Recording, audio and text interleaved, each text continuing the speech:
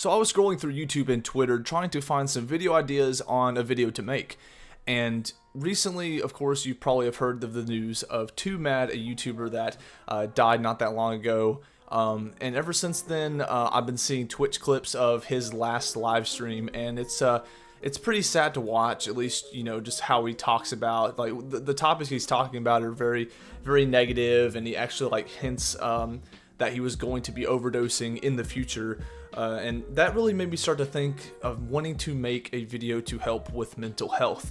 And obviously, mental health has been a really big problem, especially today. With just a simple Google search, you can find out that more than 1 in 5 US adults live with mental illness, which is around 60 million people just in the United States. And that's such a big number. And, you know, with the rise of social media, I feel like more than ever, mental health is just gonna be declining. So I wanted to make a quick video to talk about some of my personal experiences and how to deal with mental health whenever you're just not feeling good about yourself, just not feeling good in general. And hopefully some of these tips will help you guys out. By far the best thing that I have done when I feel bad about myself or I'm just not feeling good is to do something productive. So personally, I've always wanted to be a YouTuber. I've said that in previous videos, but just the fact that I'm not doing YouTube on a consistent basis really affects my mental health. It makes me feel like I'm just lazy, which I am, and it makes me feel like I could just be doing more than just sitting around doing nothing or wasting my time on YouTube and TikTok and stuff like that. So I've noticed just by making this video, for me personally, this is very productive. This is better than doing nothing. Like washing the dishes, going out and doing something that you know is good for you. Whether that be going to the gym, you know, cleaning your house, like I mentioned, doing something rather than just sitting and scrolling on your phone. You're going to feel much better about doing that as opposed to just sitting around and doing nothing. So that's definitely one thing that has helped me out a lot. Like I said, making this video for me, because YouTube has been a big passion about, like something I've wanted to do for a long time. Just making this video, it makes my mental health really, really good. And I did touch on it, but I'm going to touch on it again. If you haven't, going to the gym is very, very good, because not only are you getting outside of your house, because if you sit inside your house and you just keep doing nothing, you're not going to feel great about yourself. So going to the gym, it's so good for your mental and physical health, especially, you know, like I'm not the most muscular guy in the world, but, you know, I've gained muscle from going to the gym, and seeing that slow progress is actually, you know, very affirming. And something that I'm still struggling with, which I'm trying to get back on track, is to making it a part of my consistent schedule. I'd like to go 2 days on in the gym and then 1 day off and just repeat the cycle. So that's something I'm going to try to get back into. Like I said, just going to the gym, you know, I don't even hit cardio. For me, like I said, I'm a little bit on the skinnier end.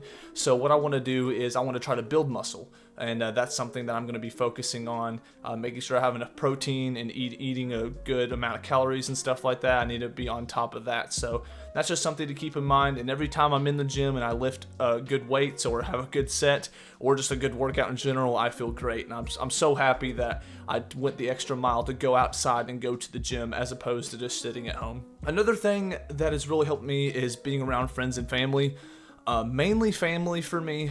Recently, I made a big risk in the sense that I had a job that I wasn't really too thrilled about. It was a good paying job, but I had no passion about it.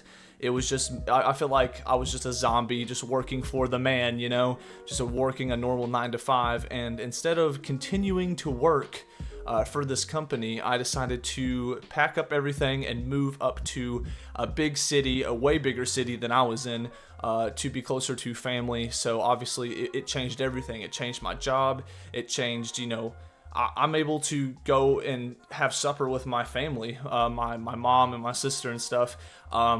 You know, I don't have to drive an hour and a half as opposed to driving 15 minutes now. So I can literally work during the day, and if I want to hang out with them at least once a week or twice or just have dinner with them, I can.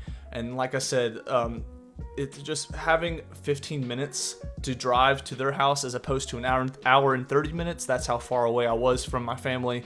It's a big difference, and I've done a lot more with my family, and that's actually helped me out a lot with my mental state, and it's just made me, you know, have a better connection with my family. So you can't really beat that, especially, you know, when you're not feeling good about yourself. Being around other people in general just really helps out with that.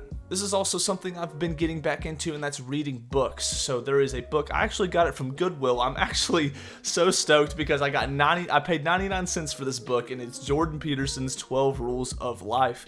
And it is one of his most famous books. I think it actually is it's a really good high-selling book. Like millions of copies has been sold.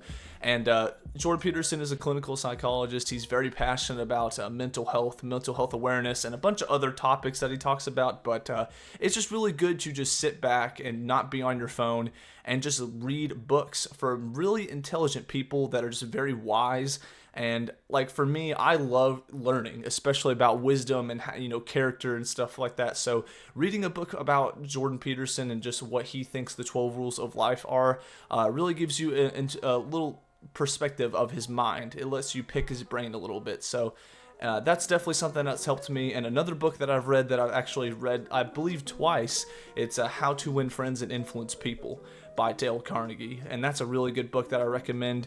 Like I said, it just gives you insights to just really intelligent people and different perspectives that just makes you more open-minded, and it can give you some clarity maybe on some subjects that you weren't really clear about. It's just awesome. You should read books. And one of the last things I want to talk about is the fact that pain is temporary.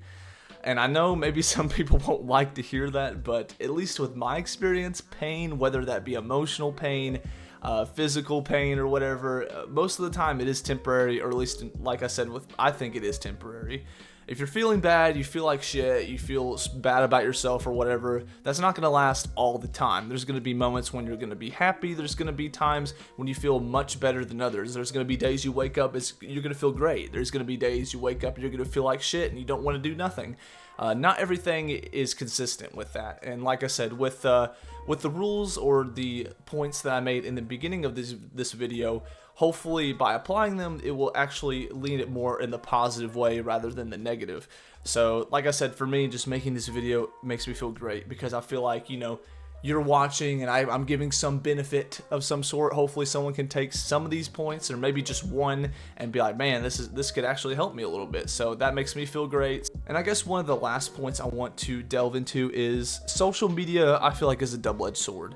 Like YouTube, Twitter, Instagram, like I said, there's a lot of just stupid shit that's on these platforms. Just like, you know what I'm saying? Like, it's just, especially the YouTube shorts, there's just a lot of ADHD just content that's just not really good for you.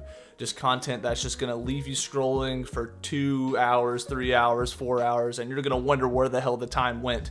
So I feel like social media can be used for good. Like I said, like Jordan Peterson's on there. Like there's clips of him. David Goggins is a good example. Like Better Ideas. There's some really helpful YouTube channels that can help you out, but there's also a lot of just useless garbage on there.